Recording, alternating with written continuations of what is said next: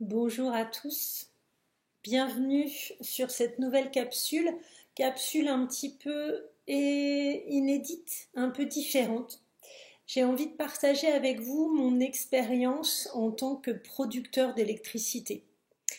Pourquoi cette capsule? Eh bien parce qu'en fait, j'ai peu pour l'instant partagé mes expériences de travaux. Or, comme certains le savent sur cette chaîne, j'ai rénové ma maison moi-même pendant 2 ans, le rez-de-chaussée la première année et le premier étage la deuxième année. Et j'ai été confrontée à pas mal d'aléas, plein d'expériences, j'ai appris énormément, j'ai réalisé moi-même en grande partie et fait appel à des entreprises pour le reste.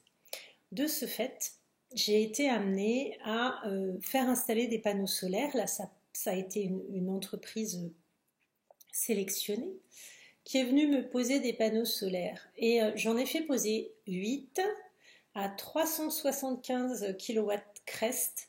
Et en fait, ces panneaux ont été posés sur mon toit avec, je dirais, un premier contrat qui m'arrivait par courrier avec un relevé d'index Enedis.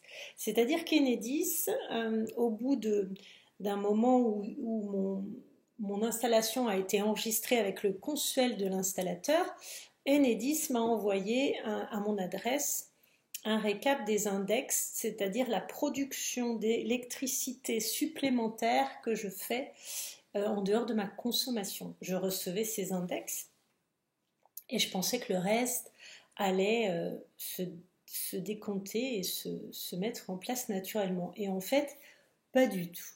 Et je vais vous expliquer ce qui s'est passé. Donc je me suis aperçue que j'avais donc mon relevé de production, mais que à aucun moment j'avais un compte Enedis qui me permettait de vérifier cette production, ou même un compte EDF qui se trouve être EDF OA avec obligation d'achat lorsque l'on est producteur. Donc j'ai téléphoné, je me suis renseignée et je me suis aperçue qu'il fallait que j'ouvre sur internet ces deux comptes pour pouvoir procéder à mon enregistrement et être payée de mon électricité produite. Donc mon premier contrat avec ces 8 panneaux a été fait. Et en mai de 2025, alors que mes premiers panneaux étaient de juin 2023, j'ai fait ajouter 4 panneaux de 500 kW crest pour arriver à un équilibrage de production et être complètement indépendante au moins pendant les 6 mois les plus ensoleillés. Pour l'instant, je ne suis pas passée à un stockage. Et donc, je m'aperçois que j'ai besoin de ces deux comptes. J'ouvre un premier compte EDFOA. Je me connecte. Je me fais aider un peu par téléphone, les conseillers, etc. Je me connecte. Je m'aperçois qu'effectivement, je dois souscrire à un contrat en tant que producteur et que effectivement l'acquéreur va signer ce contrat également avec moi, EDF OA, et c'est à partir de là où, en ouvrant mon espace, je peux renseigner avec mon RIB, être sûr que mon électricité supplémentaire décomptée par Enedis me sera reversée.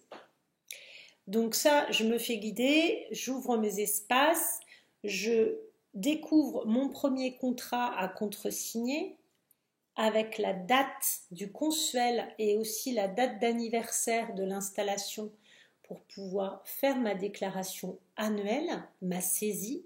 Et là, mon index Enedis m'étant déjà parvenu va me servir à ça.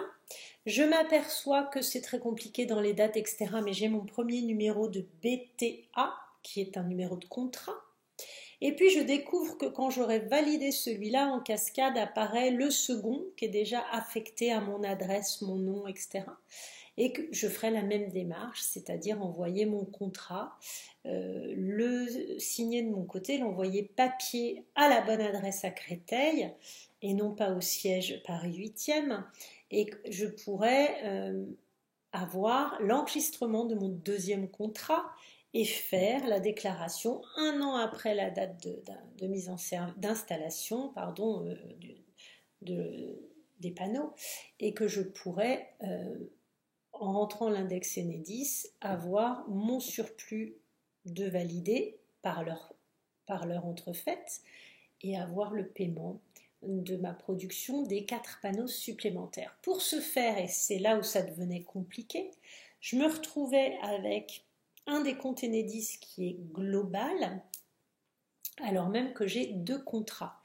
Et il se trouve que dans la validation du premier contrat, il m'envoie à la fin de cette validation, comme j'ai commencé à préparer le deuxième, j'ai expliqué que j'ajoutais des panneaux, ils m'ont demandé la date, et donc je reçois un avenant qui m'explique que du coup, ma proportion de production électrique est établie en pourcentage du global pour les premiers, et donc ce qui reste servira pour les deuxièmes, et que je pourrais dissocier les relevés index lorsque je fais ma saisie manuelle de puissance. Saisie que je peux retrouver sur mon compteur Linky le jour de la date d'anniversaire en appuyant sur plus, mais je ne l'ai pas encore fait puisque j'avais déjà 1 an de retard. Et je m'aperçois que par les décomptes Enedis, je peux également créer mon compte Enedis et avoir une visibilité et une capacité de me connecter sur cet espace en ligne avec mon Linky en créant mon espace personnel, mon profil, mon point de livraison validé et avoir mes décomptes quelque part accessibles en ligne. Voilà pour ça. La petite capsule servait à clarifier ce point. Désolée pour le ralentissement de la vidéo qui se met en place. Ça arrive. En tout cas, si ça peut aider d'autres personnes à faire ces démarches, eh bien, n'oubliez pas la création de ces 2 comptes, EDF OA et Enedis, producteur d'électricité, puisque sans cette étape, vous ne pourrez pas avoir vos détails, vos saisies et être payé pour votre surplus d'électricité. Du coup, moi j'en suis à l'étape où tout a été validé pour mon premier contrat. Je me suis rendu compte que avec mon arriéré de 2023, j'aurais dû déclarer en 2024 et je l'ai fait maintenant seulement et je vais être réglée. Il n'y a pas de perte, en tout cas si vous n'avez pas fait ces démarches.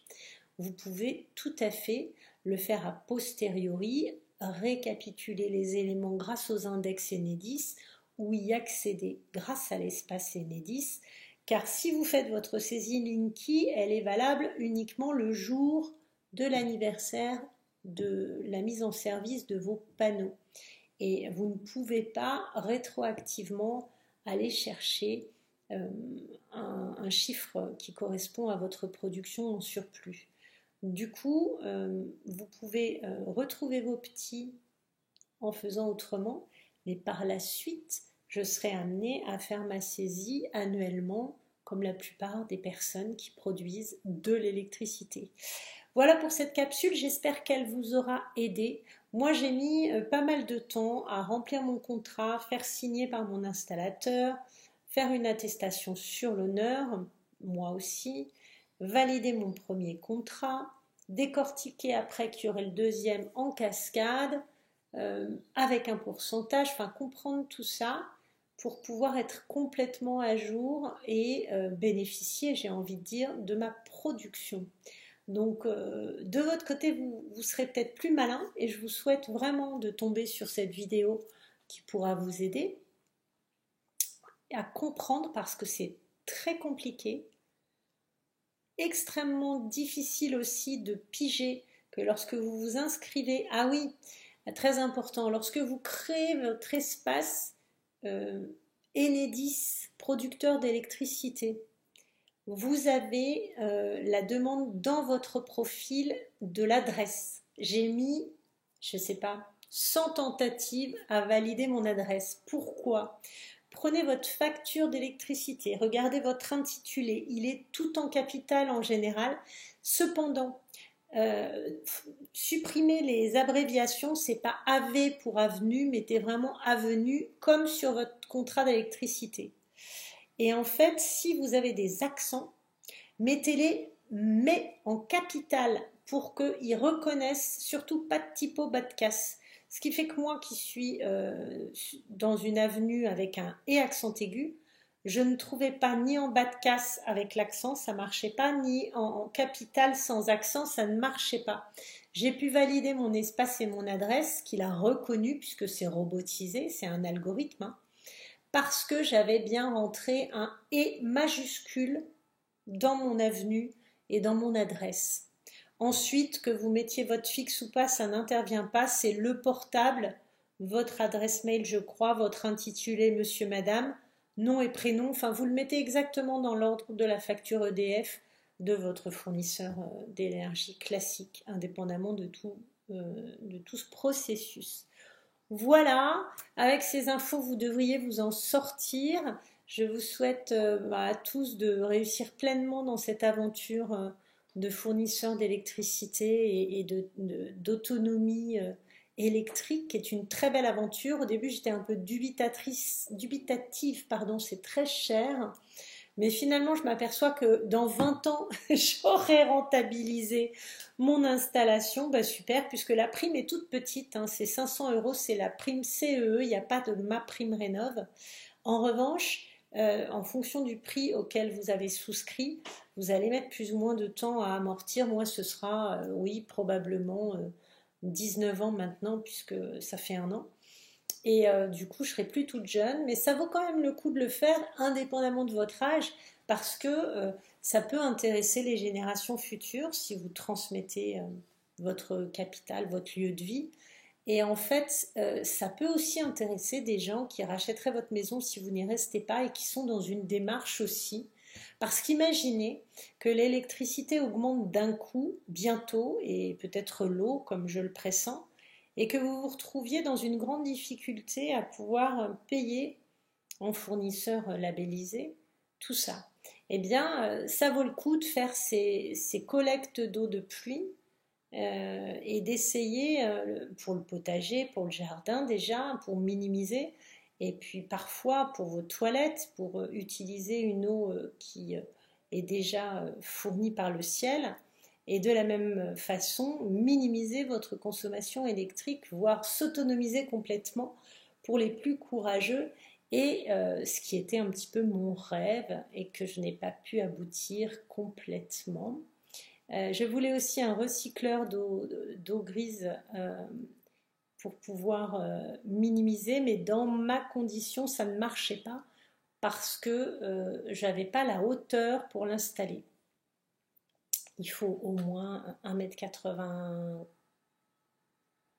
m pour l'appareil et de l'espace au-dessus, que je n'avais pas, j'avais 2,10 m. Il faut, je pense, 2,40 m pour installer ça. Voilà pour les infos sur mes tentatives réussies pour certaines de maisons passives. N'hésitez pas à mettre tous vos commentaires de ce que ça peut vous inspirer et tentez l'aventure parce que c'est aussi une grande satisfaction de vous rendre compte que durant 6 mois de l'année ou peut-être 7, vous produisez votre propre énergie, c'est très agréable.